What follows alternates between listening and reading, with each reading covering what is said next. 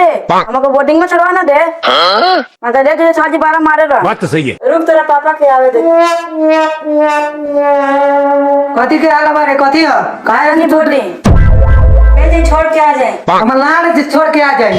मैं जो साल भर से पैसा जमा कइले बानी तो साल भर लइका पढ़ी। अच्छा बोर्डिंग बन गया तो आप ले जा स्कूल बोर्डिंग मार मुंह धई के ऐसा सरकार को हर चीज बने को। ऐसा दुनिया में नेता लोग कभी गैस बंद होता तो कभी बोर्डिंग बंद होता।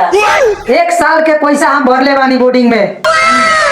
हम सोच रही से लइका पढ़ी अब हम साल भर हमरा टेंशन उड़ा जाए। और अभी तो रुको, लेकिन बीच में मोहर मारा कह दी हने छोड़ी हटाए। कितना खेत बेचा गए, कितना खेत बेच बेच के नाम लिखवाई नहीं, कोनो काम ना भइल, ना पढ़बे कैल आ ना कुछो भइल, फोकट के पैसा चल गए। अब जाओ लोग सरकारी में ये साला कर क्या रहे हैं आप? पढ़ाई कर लो ना तो बेचो लोग तरकारी।